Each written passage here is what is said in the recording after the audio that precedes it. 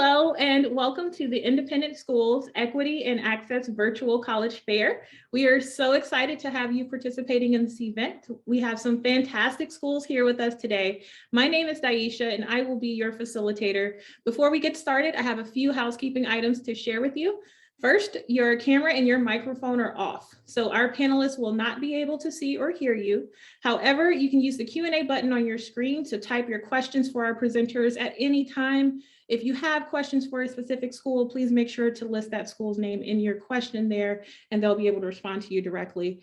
This is one of many different sessions happening today, so be sure to check out the schedule on the website for additional sessions you might be interested in. And finally, this presentation is being recorded, and you will be able to view it at strivescan.com/Westtown. I'd now like to turn it over to our first presenter, Arcadia University. Good afternoon, everyone. I'm going to go ahead and share my screen.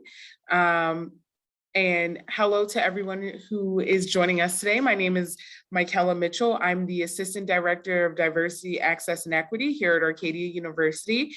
And today we're going to talk a little bit about Arcadia. We are a small liberal arts private institution right outside of Philadelphia, about 5 minutes over the Philadelphia border, about 30 minutes from downtown Philadelphia. So you get that suburban feel with access to a major metropolitan city. We have around 2,100 undergraduate students, and average class size are about 14 students. Largest thing you'll see here at Arcadia is about 26, 27 in your very bare basics freshman seminar, things like that. And we also have over 65 fields of study, including forensic investigation, data science, biology, and a whole slew of other programs.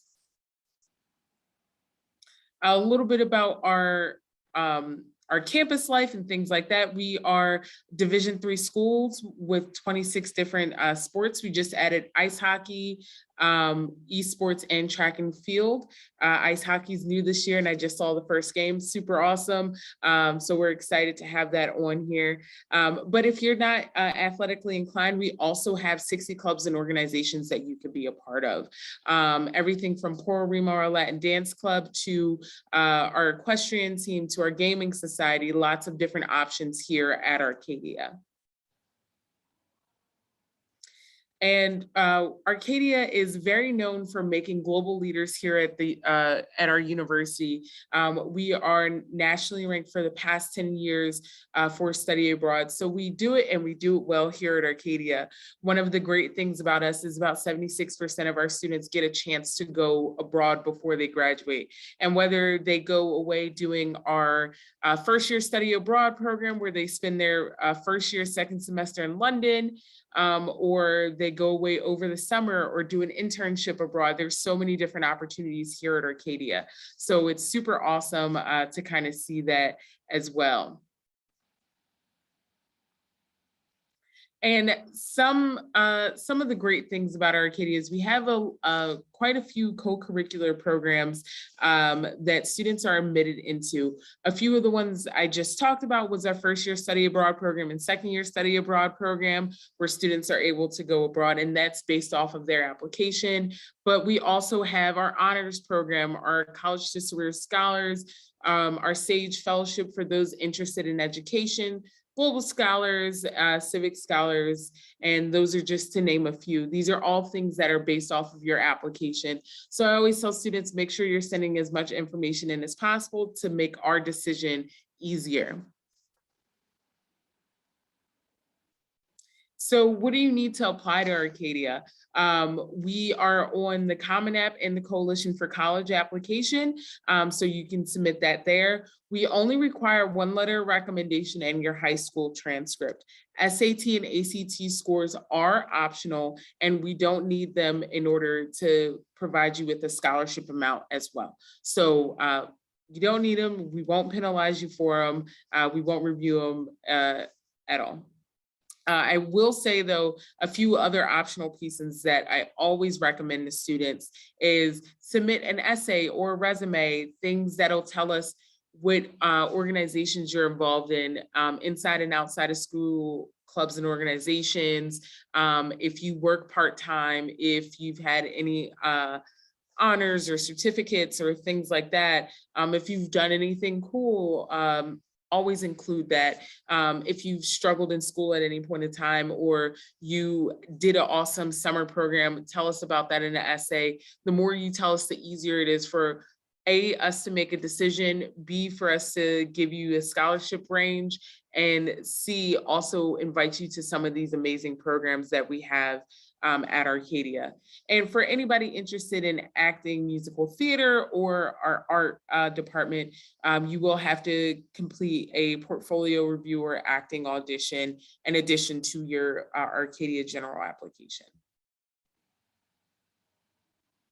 All right, and that's all I have today for you guys. I will be dropping all of my information in the chat. We do have some open houses coming up in the spring, and we would love to have you guys come join us. And we also have a lot of various ways for you to come and visit here at Arcadia. Thank you. Thank you, Arcadia University. Our next presenter is Wellesley College.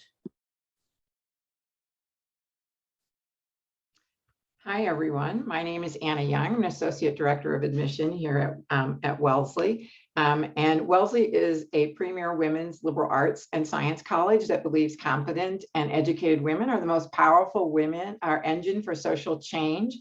We were founded in 1870 as an act of rebellion against social norms that said at the time that women were too fragile and too frail to be educated. And of course, we know that's not true. And that went on all the way through some of the 1970s and 80s. But today, Wellesley continues to expand the understanding of what women can and will do to make a difference in the world. We have a beautiful 500-acre campus located just 12 miles outside of Boston. It's a terrific location where we have the serenity of a suburban campus with a city in our back pocket.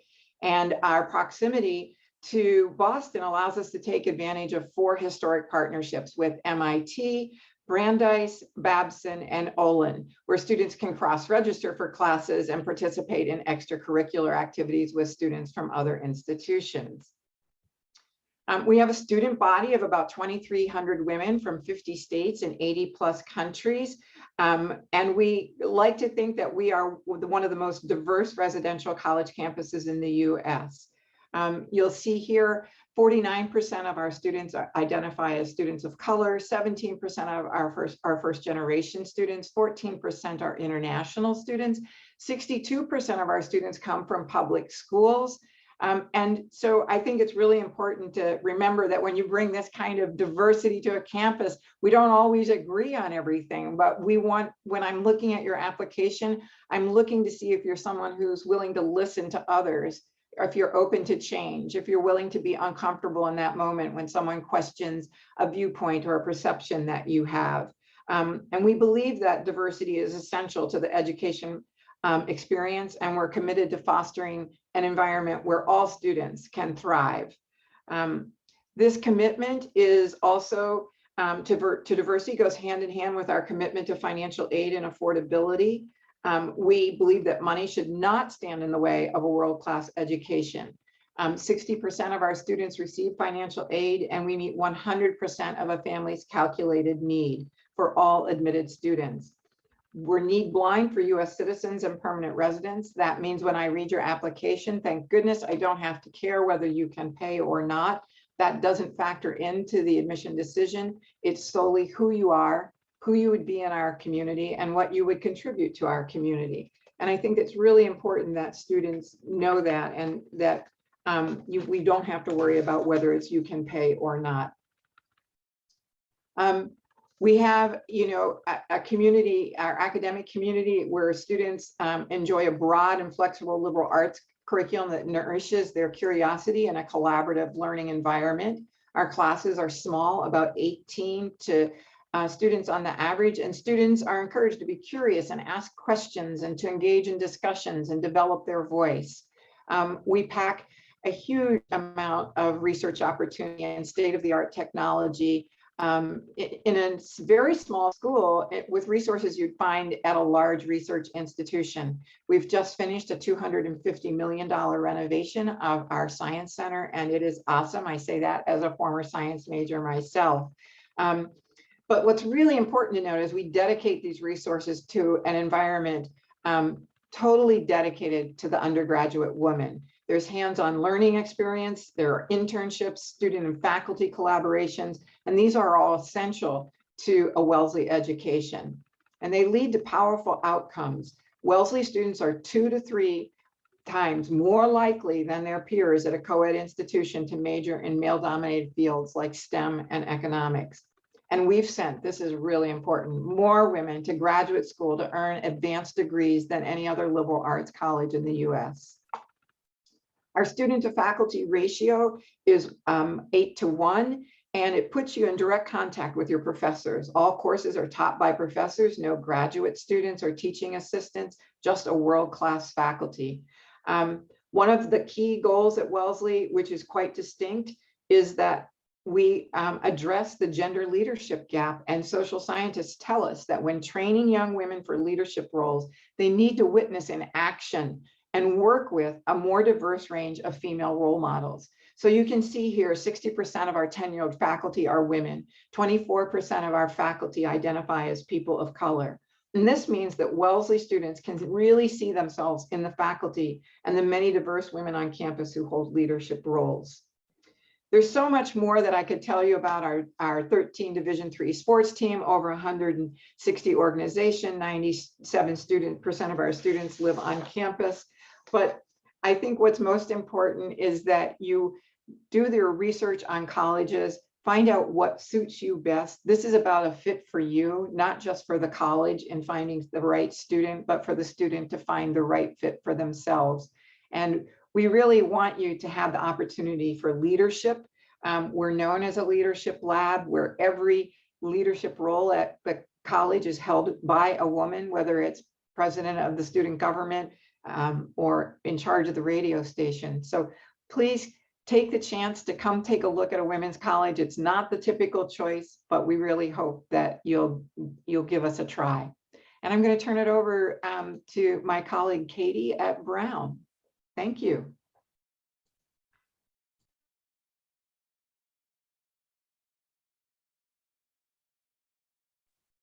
Sorry, you're muted. Perfect. Thank you so much. Hi there. So I am not Katie. I am Clifton, but I am still from Brown. And good morning, everyone. Thank you so much for your interest today. Here, I am going to share my screen.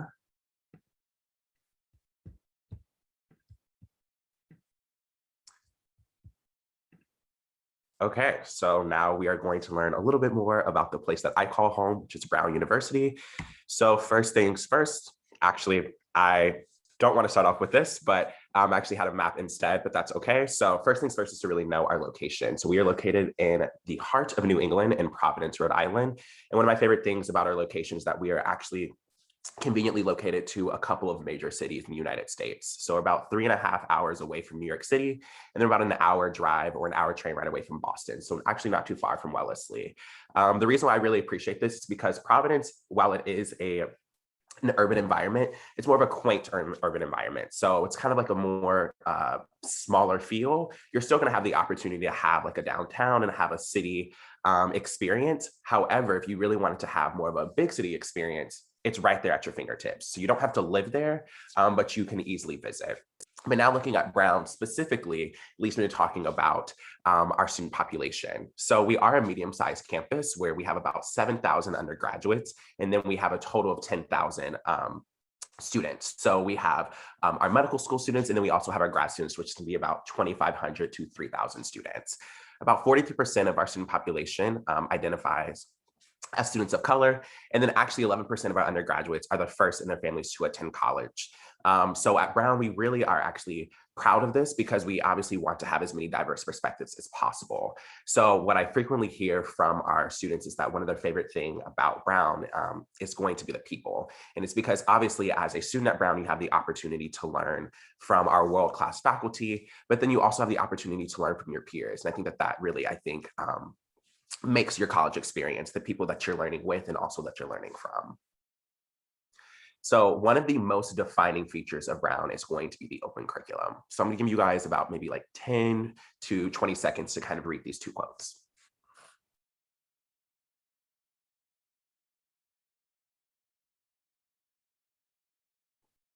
Okay, so with that first quote, the first thing that I want to talk about is going to be freedom. That is what comes with the open curriculum. So with an open curriculum, what that means is that there are no distribution requirements. There is not a core curriculum at our university. So what are distribution requirements? Well, as a high school student, you're currently fulfilling them. So this means that, you know, in high school, you have your teachers or maybe your school counselor telling you that you have to take 4 years of math and 4 years of science and 4 years of social studies and so on and so forth. At Brown, that is not going to happen. Instead, we are actually encouraging our students to study anything and everything under the sun that is of interest to them, as long as it's possible for them to do it in their schedule. So what we like to say is that there is no one class at Brown that every single student has to take. That's just not going to happen. So that leads me to the next quote. And the word I want to highlight there is going to be purpose. There's obviously a purpose behind our open curriculum. We really want students to feel empowered to be the architect of their own education. At Brown, we really, I think, value and prioritize the learning experience. And with that, that priority comes the open curriculum. We're telling students, if you have the interest, no matter if you're something that you're concentrating in, or that's what we call our majors, or it could be something that you just, stumbled upon. At the end of the day, we want to give students the opportunity to study it. And we don't want them to be limited by any sort of requirements that they aren't necessarily interested in fulfilling outside of their concentration. So the next thing I want to talk about is some of the things that you can do outside of the classroom. And the first thing that I'm going to do is talk about research. So we are a research institution, even though we do have that liberal arts education approach. So first things first is that about 1,000 students will actually engage in research throughout the school year. The thing that's exciting about this is that research is going to be available to you no matter what you're studying. So when I was in high school, I thought that research looked like you had a white lab coat, that you had chemicals and beakers, and that you were in a lab. And certainly you can find research that looks like that. But you can also find research opportunities in art history, in English literature, and also in what I studied, international relations and also public affairs. So we have research available in every single academic department at Brown. The other thing to know is that you can get involved in research as early as your first year. And actually, professors and our faculty members are actually going to be looking to our undergrads to do this. And the reason why is because on our campus, our undergraduate student population significantly outnumbers our graduate student population by more than 2 to 1. So this means that our faculty members are actually really relying on our undergrads to get involved and engaged in research as much as possible and as early as possible. So if you are a first year and you come to campus and you're like, I know I want to get involved in research, you actually can apply to a couple of our research labs, or you can actually just reach out to your professors and see if they have any research opportunities available for you. The other thing to know is that about 600 to 800 of our students will actually remain on campus during the summer and will conduct research. Typically what this will be is that they will do it as like an on-campus job. So they actually receive funding during that summer. And you can also receive funding for research throughout the school year as well. So it can actually function as a work study. So that was one of the first things that you can do outside the classroom, but now this leads me to talking about all the different things that you can do. So you're going to see that brown icon, and that's going to be kind of like our sports emblem. We do have a lot of different sports and athletics at Brown. We actually have about 34 Division I teams. We also do have different cultural centers where you'll see that UFly, you'll also see the LGBTQ Center. So the UFly Center is actually for our students that identify as undocumented, first generation, and or low income. We also have the Brown Center for students of color.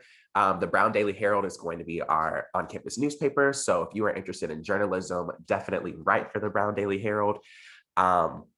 We also have the Nelson Center for Entrepreneurship for our students that are interested in business. And we also even have over 400 different organizations and clubs like many other institutions do. So if you are interested in something, you definitely will be able to find it at Brown. However, if you come to Brown and you don't see your interest in any of the things that we have, you actually can create your own organization as long as you have a faculty advisor and then also some other interested students. The other thing I will say that I love about Brown when it comes to getting involved is that you won't be pressured to do anything. So if you are like, I don't want to go to any sporting events, like I absolutely hate sports, you throw me a ball, I will drop it as soon as I get it. totally fine. You don't have to go. Same thing with Greek life. It's available and it's there at Brown, but it's by no means dominates our social climate in the campus culture. So what I like to tell students that if you're interested in something, it's there if you want it, but you don't have to do it. So next thing I'm going to talk about is going to be the application. I'm not going to kind of go through all the pieces because unfortunately I don't have the time, but there are going to be two things that I'm going to talk about here. The first thing is going to be the fact that we are test optional. So for this application cycle, you are more than welcome to submit an ACT or SAT score. However, you are by no means obliged to. What I usually tell students is that if it's there, we're going to consider it. If it's not there, it's out of sight, out of mind. I'm not going to be thinking about it. I'm not going to be wondering about it. It's just not going to be in the application. The next thing is going to be the video introduction, and this is to take place of our alumni interviews that we all have put a pause on due to the pandemic. So with the video introduction, this is just me a 2-minute video where it's a free-for-all. You can include any sort of information that you want here. You can tell us about yourself, you can tell us about your passions, you can tell us about maybe your obsession with Mariah Carey, which one student has done before in the past. And it's really just supposed to be an opportunity for us to see you beyond your more formal application. So it's really meant to complement your application. So don't freak out about it. Don't be stressed about it. Again, it's supposed to be fun. Okay. Thank you, Brown University. We are unfortunately out of time. I do want to give you a minute to wrap up though. Yeah, I actually am done. So this is perfect. Yeah. Perfect. So with that, that is going to be our link. So if you have any questions ever, feel free to reach out to admission.brown.edu. And now I'm going to pass things over. Awesome. All right, thank you once again to Brown University. I do want to share a quick reminder, if you have questions for our panelists, please feel free to use that Q&A button on your screen to send any questions over to them and they'll be able to respond to you directly. Our next presenter is Hobart and William Smith Colleges.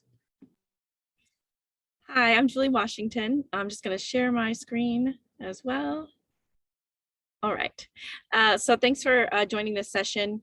I'm Julie Washington, Associate Director of Admissions at Hobart William Smith Colleges. I work regionally for the school, so I'm based in New Jersey, and I work with students that are interested in applying from New Jersey and Pennsylvania. And just a little background about me. I actually had a son who also attended an independent school up in northern New Jersey, and also served as the founder of the first, one of the founders of the first Parent Council on Diversity Inclusion for the independent school, and also first generation college student. So I'm passionate about what I do and love working with college-bound students.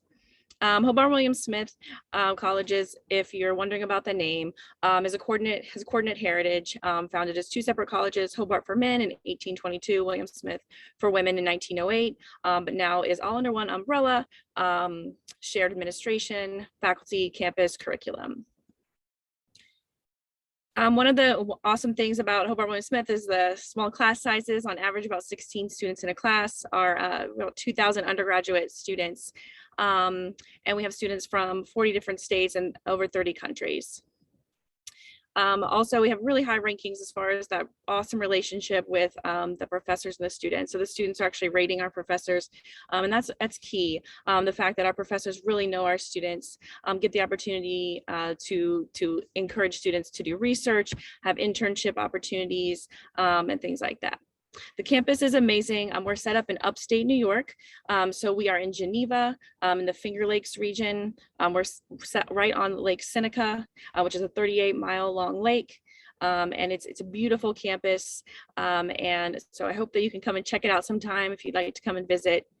The curriculum is also one that is more open. So instead of having set core curriculum that you have to satisfy, instead we want to see students achieve 8 goals. And you can do that in a variety of ways. So instead of having to take certain courses, you can actually, take a course that's going to satisfy that goal. And so it allows for more flexibility in students' choices. It allows for an interdisciplinary approach where students can really select from different areas, take major in one thing and then get a double major in something different or minor in something different. So it really allows for, again, interdisciplinary approach. All of our courses are taught by professors, and every student has the first year seminar, which really welcomes our students into the colleges, as well as provides for mentorship and guidance and advising to ensure that success for first year.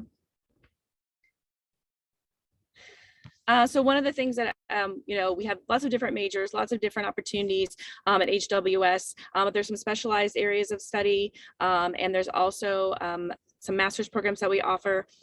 One thing that we've really seen a lot of interest in lately is our entrepreneurial studies minor, but we have an amazing entrepreneurship and innovation center on our campus. Students can do the pitch contest where they can compete and submit their ideas for their business ideas and then win money to get their business up and running.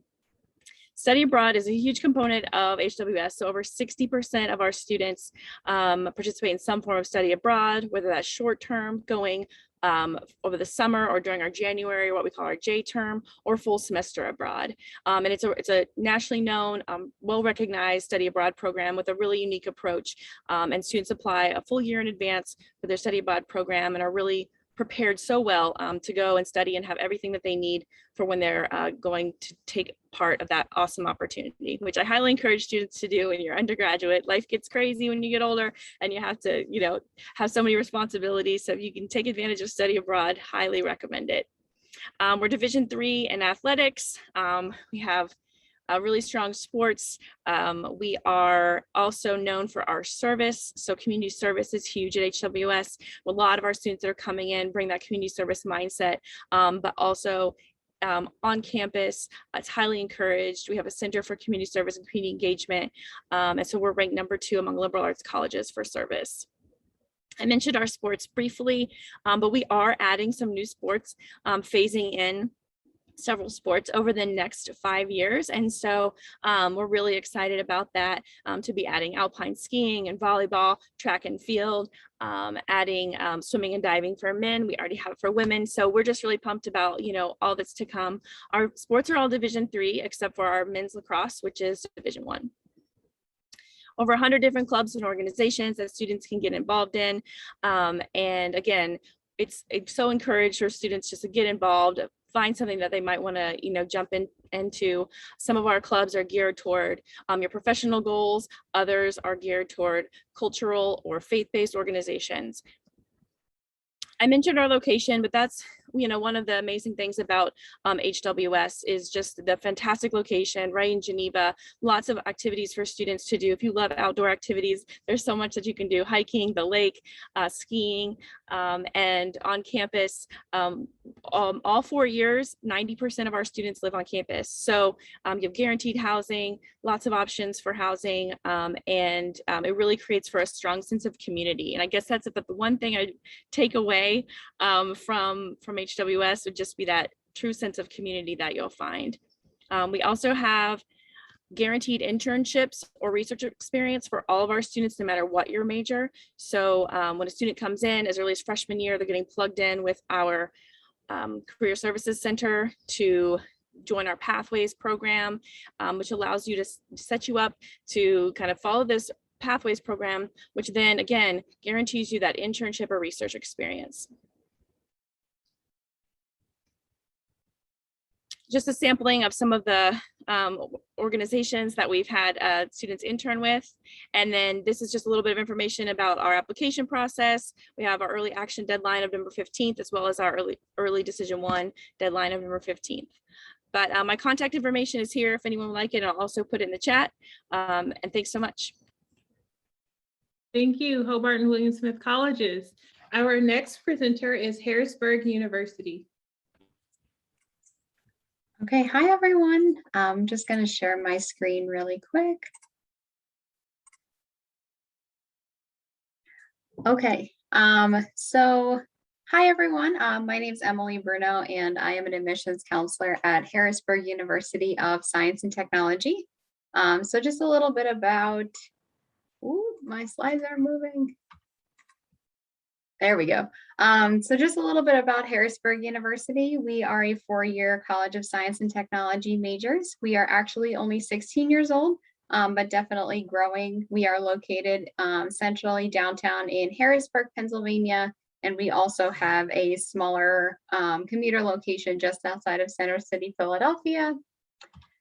Here is some of our program offerings. They're also on the next slide. So like I mentioned, we are a science and technology institution. Some of our program offerings are geospatial technology, computer and information sciences. Computer and information sciences is actually the only program that has a 5-year accelerated bachelor's and master's program. So if students are interested in receiving their bachelor's and their master's, they can do that in 5 years while they're in their undergrad.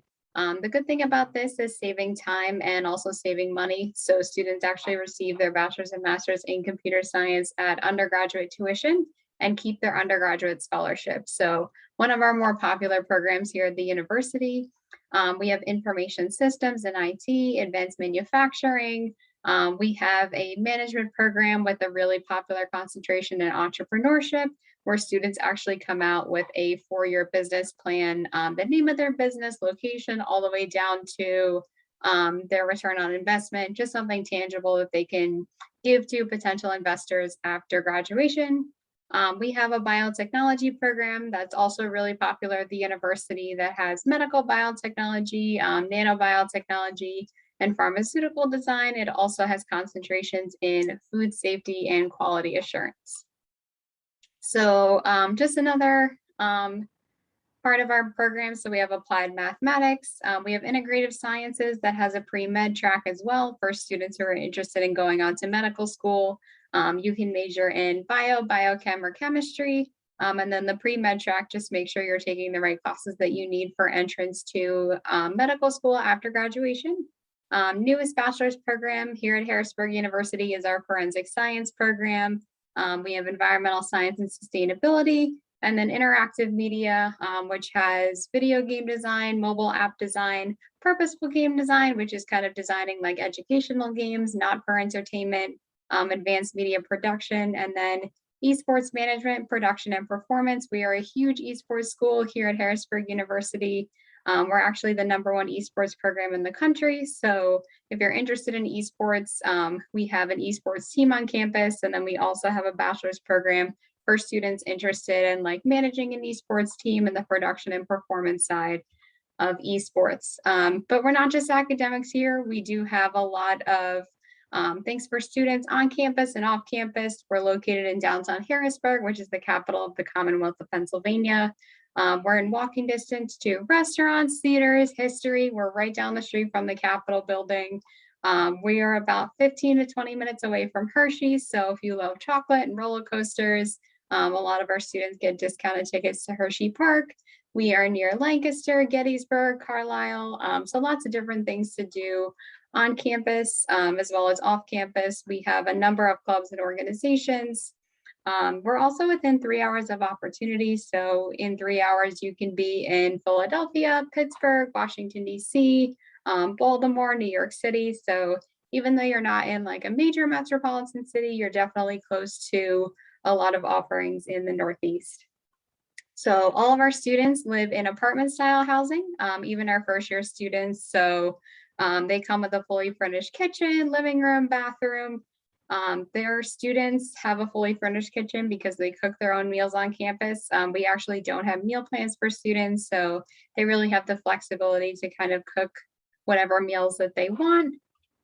And as I mentioned, we are a big esports school. So we play 2 games competitively. We play League of Legends and Overwatch on PC. We are the 2-time collegiate Overwatch national champions. And we also are a part of NACE, which is the National Association of College Esports. One big thing to mention about esports, if students make our esports team, they actually receive a full athletic scholarship to the university and all but $2,000 of their housing paid for.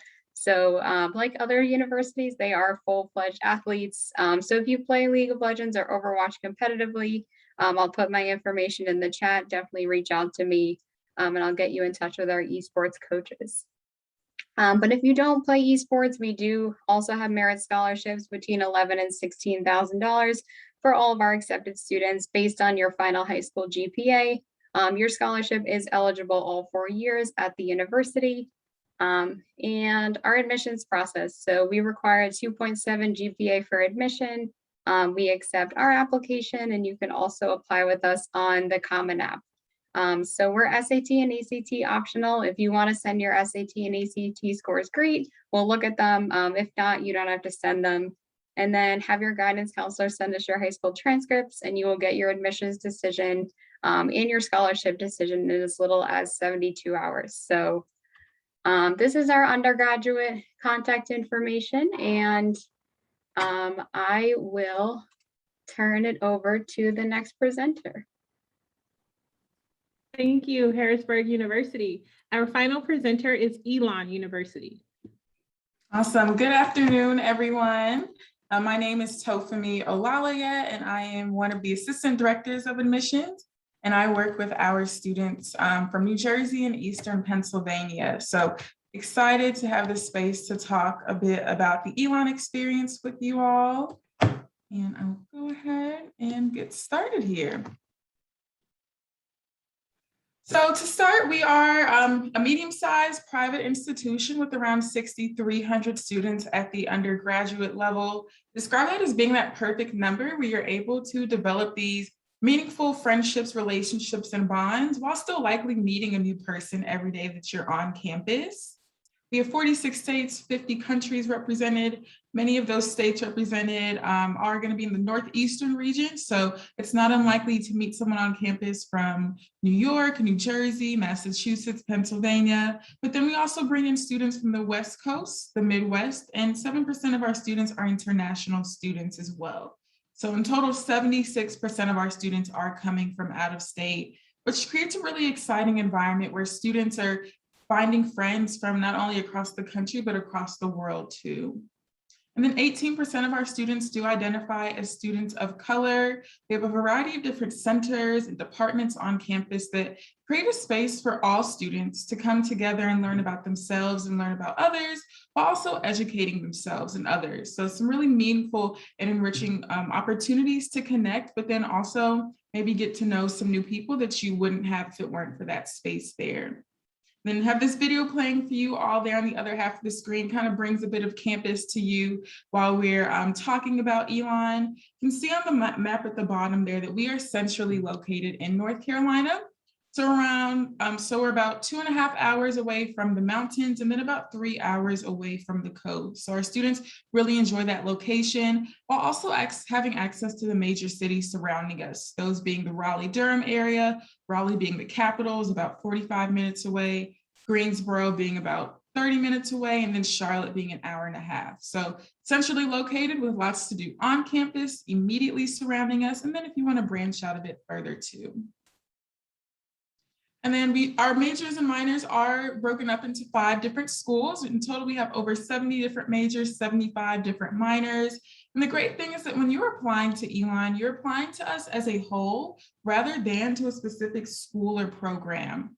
So essentially you have until the midway point of your sophomore year to officially declare your major. There are some exceptions for our special programs, for instance, our performing arts programs that do require a secondary application, and for instance, nursing, which you would be applying to Elon for the nursing program. Other than that, you have that time to kind of take different courses within these schools to help you in that decision-making process there. Some of our largest programs are going to be finance, strategic communications, psychology, biology, and then accounting. So kind of ranging between the schools there. And then shifting now to that experience inside the classroom, you can see by this picture here that those smaller, more engaging classroom environments. So 21 students in an average class. The biggest your class will ever get is 33 students. So that is where we cap it, because we want you to be able to interact with not only the faculty member in your classroom, but then other peers in your classroom as well. So many of our classes are set up as discussion-based, where you'll really get to critically think deeper about the material that you're learning, which will hopefully lead to that comprehension, retention, and then eventually you being able to apply it outside of the classroom, which is what we want you to be able to do. So 13:1 student to faculty ratio, which leads to that faculty mentorship that our students really appreciate. And then we also have our Coinsburger Learning Center, which is where you're going to find many of our academic support services, so tutoring, our writing center, as well as our disability support services and our library. So amazing resources for students located there. Then I mentioned applying things outside of the classroom, that amazing material and information that you're learning. We call these the Elon Experiences because they truly are the hallmark of that experience as an Elon student. So what makes this unique is that as a student, you get to choose 2 of these as a part of your graduation requirements. So you're guaranteed these high impact practices. So leadership, Essentially, could be starting a club on campus or maybe holding a leadership role within your on-campus job or within an organization. Research ties in that faculty mentorship. You actually get to conduct a research study, present your findings at our symposium, but then also your work is published in a research journal. So again, getting that experience and that hands-on opportunities to dive deeper into areas that you might be interested in. Service, 88% of our students engage in service. And then these last two here, internships and global study, are going to be a big part of those Elon experiences as well. We are #1 best study abroad program in the US, and we have over 140 different programs for you to choose from. And we actually have centers abroad in Shanghai, New Zealand, London, and Florence, Italy. And then we'll talk a bit later about the internships and how that's leading and correlating to the success that students are experiencing once they graduate. So all 5 of these allow for that career, academic, but then that personal growth as well, to experience something outside of yourself and allow that to shape your understanding of the world and how you directly interact with it. And then shifting gears now to the campus life. So to start, we are a residential campus. Students are required to live on campus their first 2 years. Beyond that, around 62% of students will live on campus all 4 years. So definitely that community-based residential experience. And our housing is set up in neighborhoods, which essentially allows you to create and develop these smaller senses of community within the greater community of Elon. 3 different dining halls, recognizing that food is important as well. Each one has a different theme, so you can kind of pick based on maybe what you're interested in or craving that day. And then in addition to that, these retail restaurants, which essentially allow you to feel as though you're eating off campus with the convenience and access of still being on campus. And then lastly, getting involved. As you can see, there are hundreds of ways for you to get involved, over 284 different clubs and organizations. They range from student government to religious and spiritual life, cultural, academic. And again, another way for you to kind of find these smaller senses of community and other people have similar interests as you. And then lastly, Division I athletics.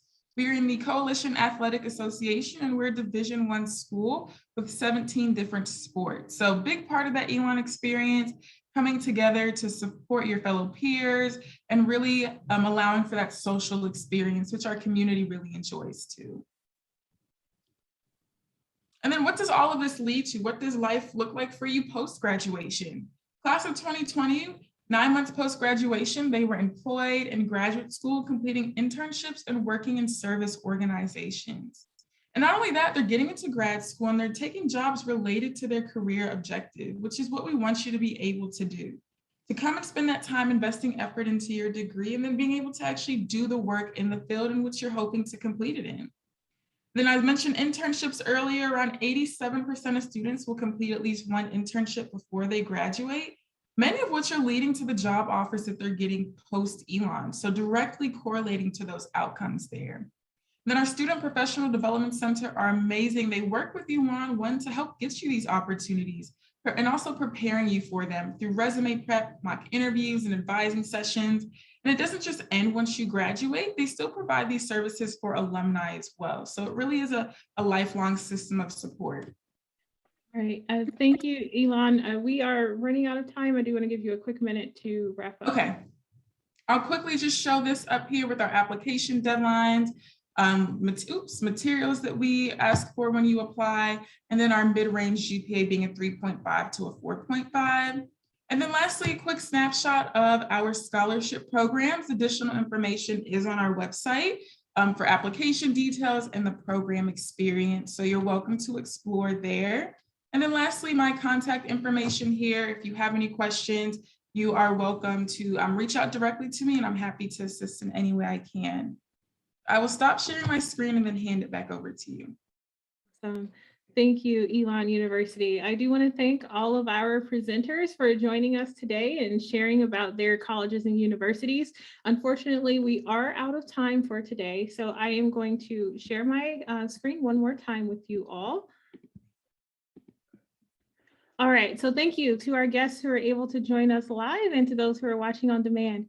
For our live viewers, when you close this window, there will be a link to a very quick 5-question survey. We'd appreciate any feedback you can provide.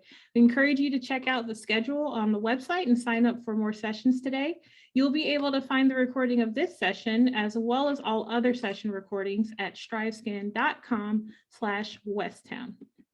Thank you all for joining us and hope you have a wonderful afternoon. Bye, everyone.